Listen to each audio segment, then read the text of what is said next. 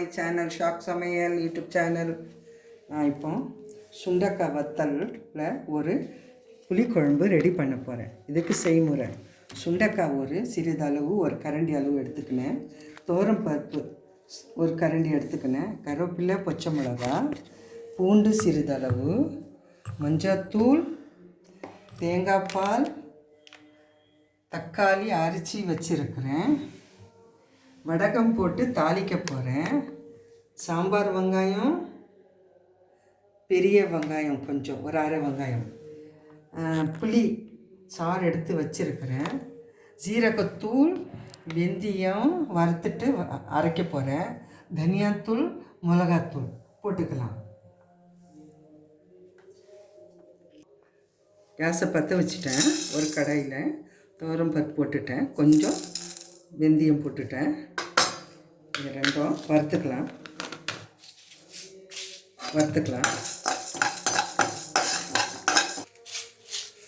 ஒரு அரை ஸ்பூன் போட்டுக்கலாம் வெந்தயம், வறுத்துக்கலாம்.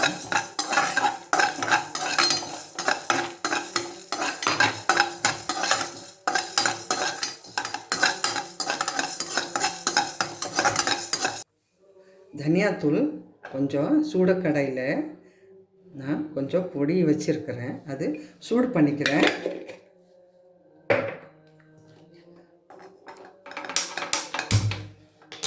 கொஞ்சம் வறுத்து போட்டால் சுண்டக்காய் குழம்புக்கு நல்லாயிருக்கும். வெந்தயமும் துவரம் பருப்பும் வறுத்து எடுத்துருக்கிறேன், தனியாத்தூளும் இதில் போட்டிருக்கிறேன், அரைச்சிக்கலாம்.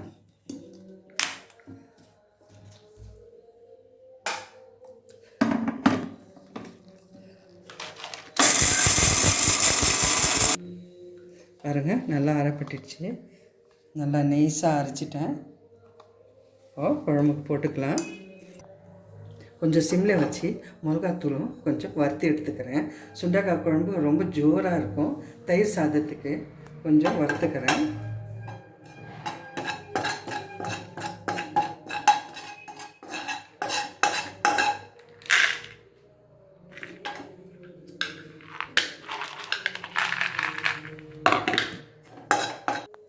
ஆலிவ் ஆயில் எண்ணெய் போட்டிருக்கிறேன், சூடாகுது.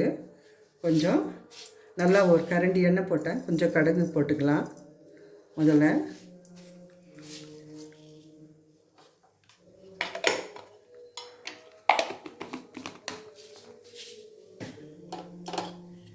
இது சிறிதளவு சாம்பார் வெங்காயம் எடுத்துருக்கிறேன், அது போட்டுக்கலாம். கடுகு கொஞ்சம் பொரிச்ச உடனே இது வெங்காயம் போட்டுக்கலாம்.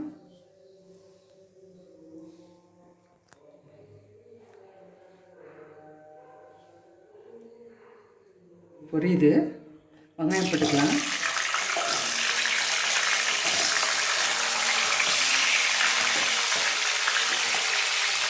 பெரிய வெங்காயம் ஒரு அரை வெங்காயம் நீளமாக கட் பண்ணி வச்சுருக்கிறேன், அது கொஞ்சம் போட்டுக்கலாம்.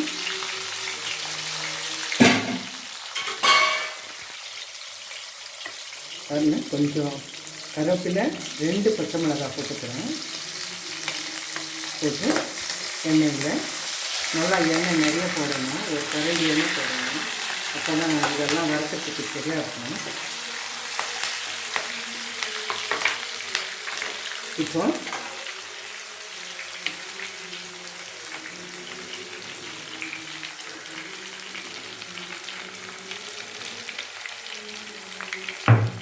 கொஞ்சம் வெங்காயம் வதங்கின உடனே இந்த பூண்டு நசுக்கி வச்சுருக்கிறேன் கல்லில், இந்த பூண்டு எடுத்து போட்டுக்கலாம்.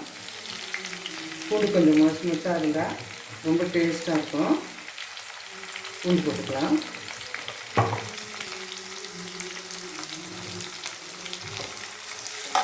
நல்லா இது மாதிரி ஃப்ரை பண்ணிக்கலாம். இதில் வத்தல் போட்டுக்கலாம். வதப்படட்டும்.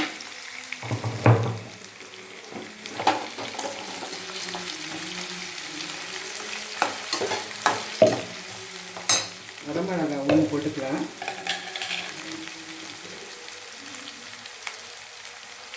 காம்பு நீக்கிட்டு ஒரு வரமிளகாய் போட்டுக்கலாம்.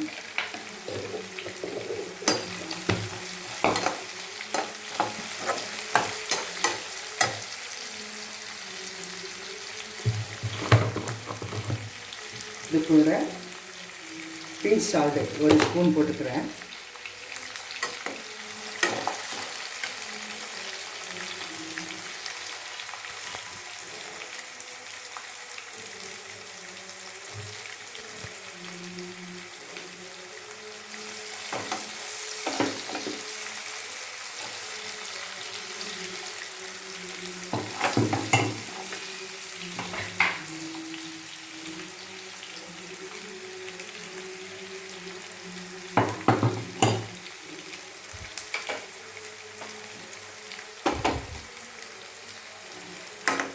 இதை நல்லா இது சுண்டக்காய் நல்லா வதக்கணும்.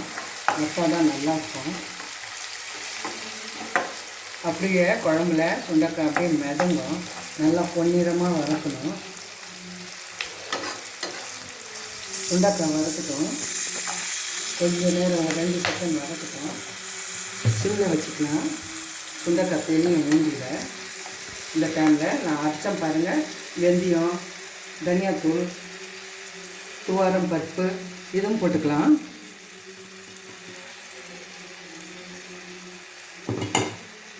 பெருங்காயம் கொஞ்சம் போட்டுக்கலாம்.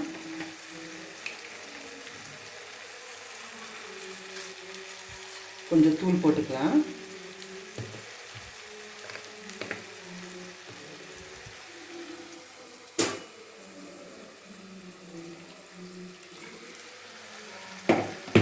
மிளகாத்தூள் போட்டுக்கலாம். நாங்கள் கொஞ்சம் காரம் கம்மியாக சாப்பிடுவோம், அதனால் மிளகாத்தூள் கம்மியாக போட்டிருக்கேன். உங்களுக்கு வேணால் நீங்கள் போட்டுக்கலாம். நல்லா எண்ணெய் தான் தாராளமாக ஊற்றணும் இதுக்கு, சுண்டக்காய் குழம்புக்கு.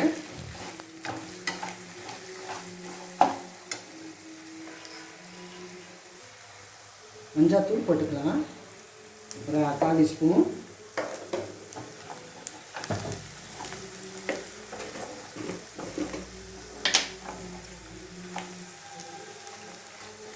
தனியாத்தூள் ஜீரகத்தூள் 1/4 ஸ்பூன்.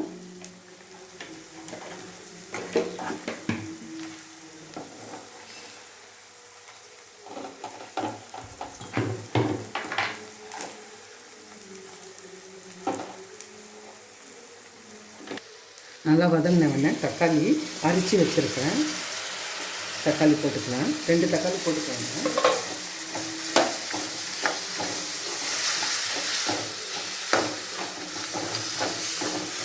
அரைச்சிட்டு போட்டிங்கன்னா நல்லாயிருக்கும்.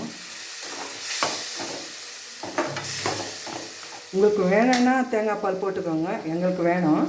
வேண்டான்னா கூட ஸ்கிப் பண்ணிக்கோங்க. நான் தேங்காய் பால் போட்டுக்கிறேன்.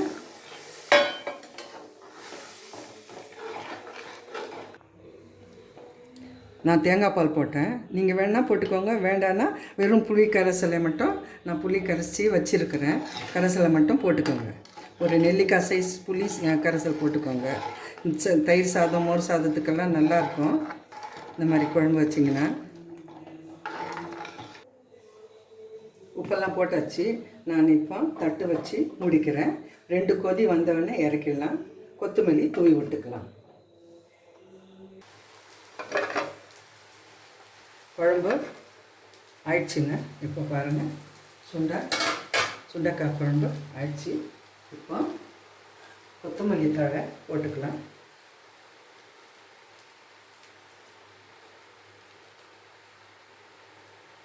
ஒரு கிண்ணத்துக்கு மாற்றிக்கலாம். சுண்டக்காய் வத்தல் குழம்பு ரெடி ஆயிடுச்சுங்க. ஒரு கிண்ணத்துக்கு மாற்றிட்டேன். இப்போது கொத்தமல்லி தழை போட்டுக்கலாம். இது தயிர் சாதத்துக்கு ரொம்ப நல்லா இருக்குங்க. இந்த மாதிரி செஞ்சு சாப்பிட்டு ஷாக் சமையலுக்கு லைக் பண்ணுங்கள், ஷேர் பண்ணுங்கள், சப்ஸ்கிரைப் பண்ணுங்கள். வணக்கம்.